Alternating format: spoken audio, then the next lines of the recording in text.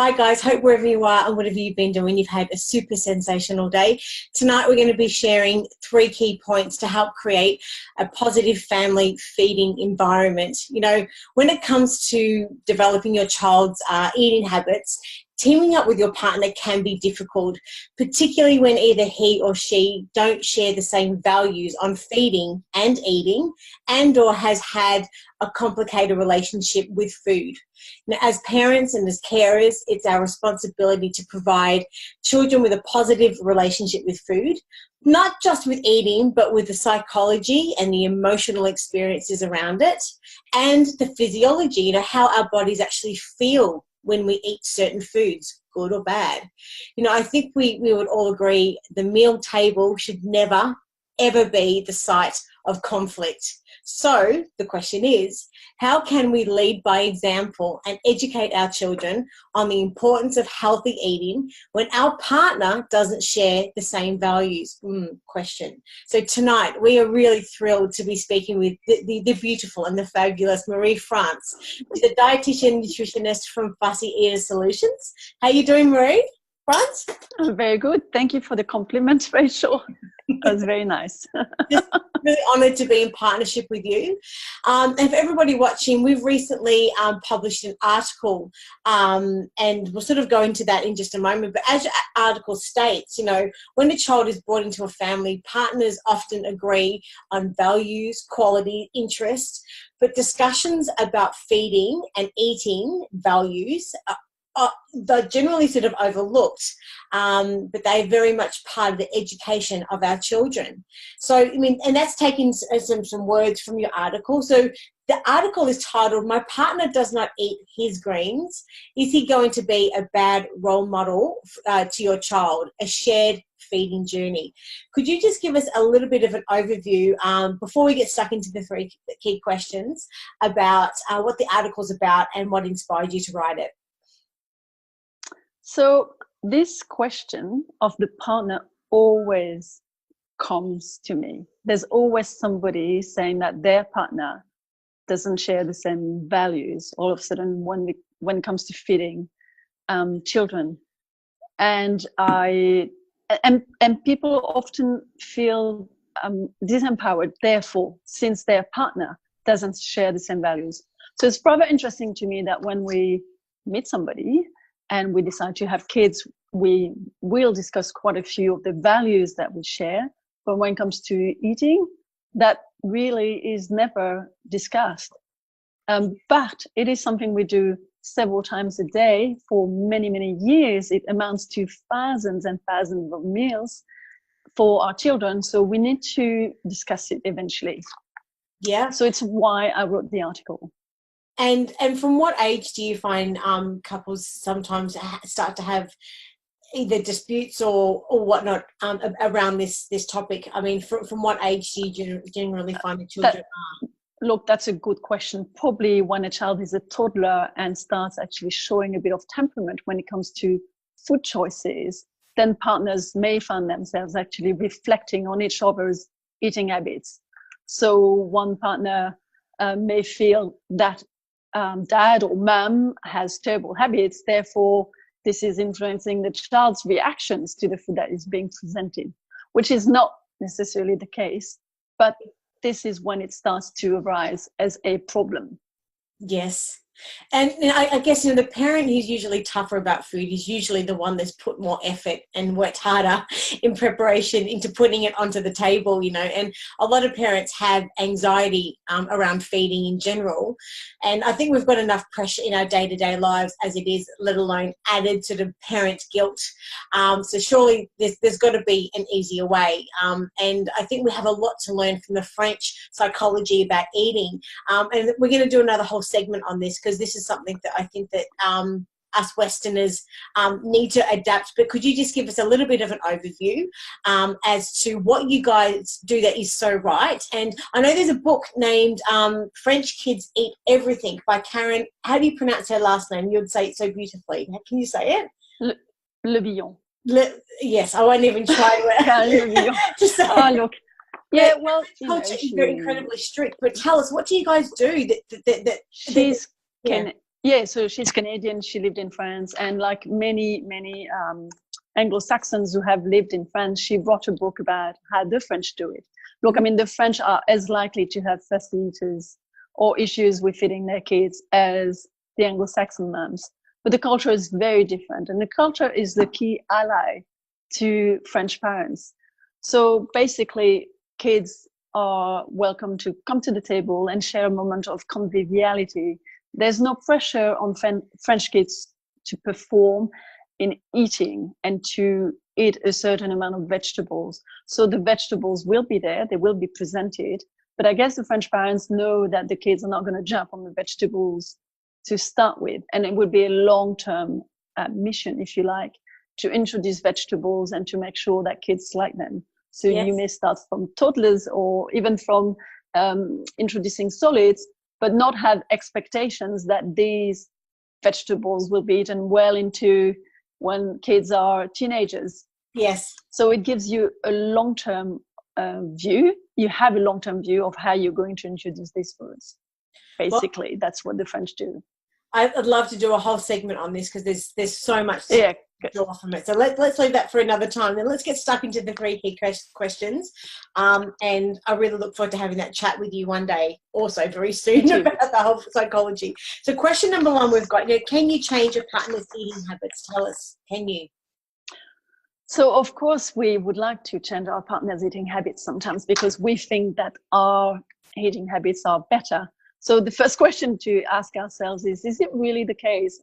Are we judging our partner's eating habits from from what point of view are we doing that? And they may feel totally fine about their eating habits. So the short answer is no, you can't really in the short term change your partner's eating habits, but you can influence, you can inspire. And that's probably what you should aim for. Nagging or arguing about your partner's eating habits is bound to backfire, in my view.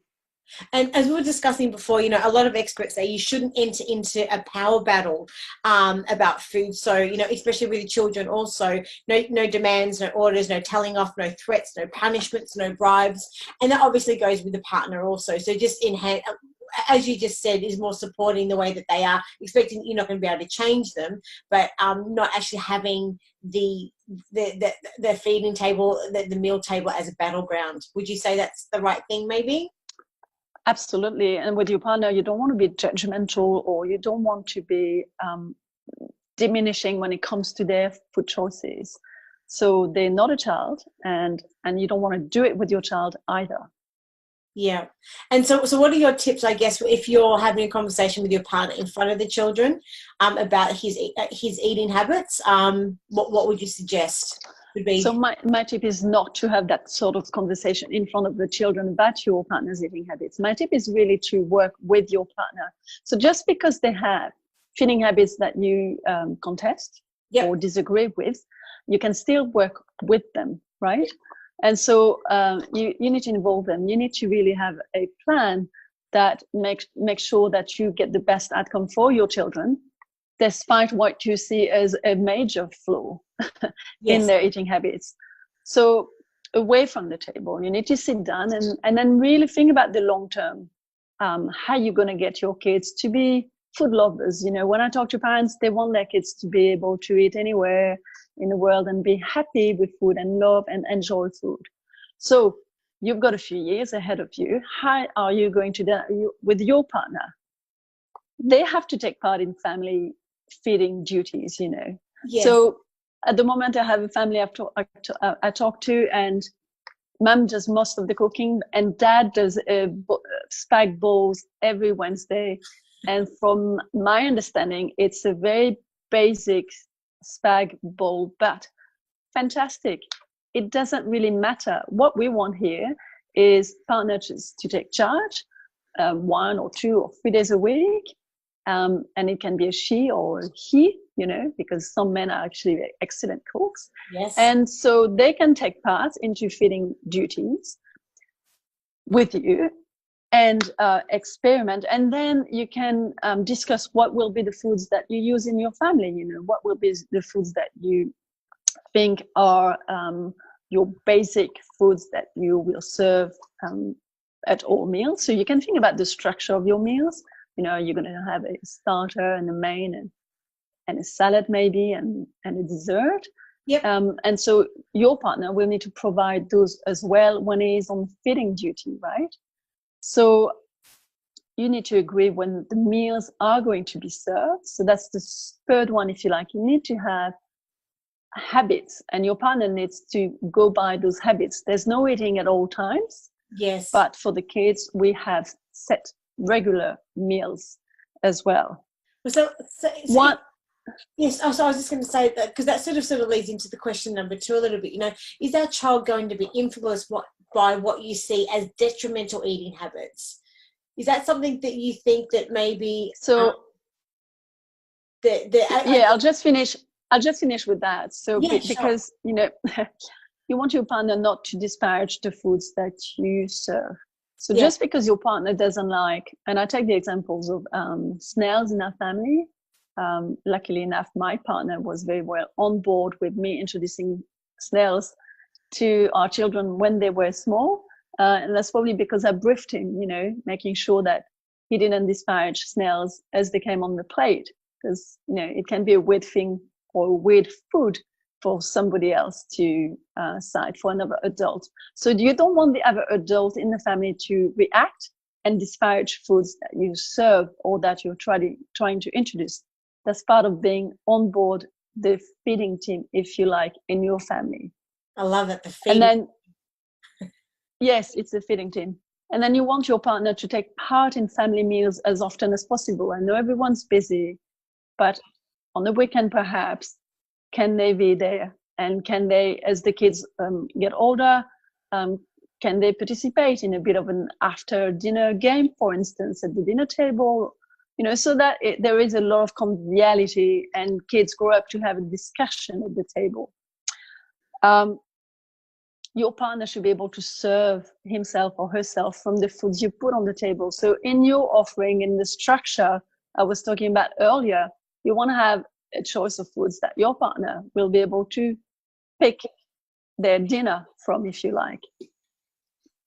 And then, of course, as I said earlier, you don't want to start arguing or about each of his likes or dislikes. That's something you want to keep away from the dinner table. Yes. So to come back to your question, the person who cooks the most meals will have the biggest influence on kids. The person who cares the most for those children will have the biggest influence.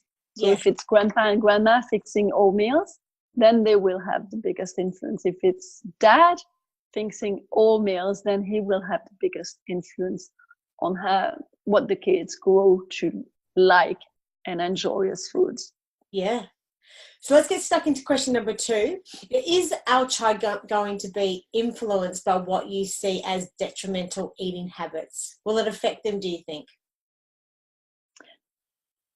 No, I don't think so. Simply because the science says that children are more likely to eat what the main carer is like in the family. So if that main carer is the mom and she cooks meals and introduces variety, then the preferences that the partner has or the limited diet that the partner has will have little influence on the child's overall eating habits. Yeah. Well, let's get stuck into question number 3. How can we work together, or how can families work together on better eating habits? Well, as I said earlier, they can cook, they can participate. So you can have a plan to work together as a team. Does that answer your question? Yes, yeah, 100%. Because we were just talking about that, yeah. So to work as a team and define how you're going to do that and what your long-term plan is going to be there for. Yeah. And some of the other just quick questions I've got as well, when children absolutely refuse to eat their vegetables and their greens, like what else can we be giving our children to ensure that they get the nutrients that they need? So, of course, if they refuse to eat their greens, you don't want to panic. You don't want to enter an argument about this, but you still want to introduce your greens at meals. So you got to find ways of making grains more palatable. Grains are often bitter, so Yes. cooking them will be useful. I do actually have a post on my website on this, but it might be that you roast grains because then they become a bit sweeter, or that you cook them Asian way with a bit of sugar and a bit of soy sauce, or you cook them in a gratin, so they become more palatable, so kids can grow, enjoy those vegetables with time, and learn eventually to really enjoy the bitterness. That takes years. Yeah. So that would be one. And then, of course, fruit, has an array of nutrients similar to vegetables. So fruit are a good option as well. Yeah, my parents used to hide my vegetables in the meatballs when they made their spaghetti sauce, because apparently I just went through a phase when I was 3 and I just didn't want to eat any vegetables at all. So maybe hiding them as well in different foods. Do you think? So Would that work? Yeah, well, I have this blog post about should I have vegetables in dishes, and I disagree with hiding, because hiding means that we are, really trying to get these vegetables in, and I think that's a mistake. Cooking is the way we want to go. We're cooking, we're preparing food, and we're making sure it's palatable. So particularly with really extremely fussy eaters, if you're hiding foods, they will find out, and it will backfire, definitely. Okay. And the only other question I had, do children, do you find with your experience, go through food phases that they'll like a particular type of food for a certain period of time, and then all of a sudden just stop wanting to eat it, and or vice versa? Have you found that before? Is that something that's quite common? Of course, particularly with fussy eaters or extreme fussy eaters all the time. Yep. So what do you do? If you consider it's a phase, you just keep going and you offer a variety of foods, and you'll keep presenting those foods again. What you don't want to do is serve the same food over and over and over again just because they like it, because eventually they really will hate it, right? Yeah. So your word is variety, and your other word is cooking, so that it makes it more interesting and palatable. And then your third word would be to involve kids in the cooking. Yeah. So that they learn and they are exposed to foods without having to eat them, but they are, getting a good idea of what they look like, what they smell like, and they watch them being transformed as they are cooked. I think, like everything you were saying before as well, ensuring that the food actually tastes good is obviously something that's very important, with making sure that they're eating healthy foods. Don't emphasize the word health and nutrition and vitamins. That might actually put them off wanting to eat the vegetables and the green foods, maybe. Just making it fun, I think. And I think taking on the French approach to eating and limit snacking as much as possible. I think all of these points is very, very valid. But you've given us some incredible insights tonight and some great tips. If families have got any other questions, whereabouts can they find you? So they can come to my website, fussyeater.com.au, or they can find me on Facebook as well. Fantastic. And look, if everyone watching, we'll have the link to the article at the bottom of this introduction to the chat tonight. By all means, have a read. And if you've got any other questions, you can always contact Marie-France, as she stated, through her Facebook page on her website, or through us here at Kittypedia. Thanks so much for your time tonight, Marie-France, and I can't wait to chat with you again really soon. Thank you so much, Rachel. Take care. Take care. Speak soon. All right. Bye. Bye.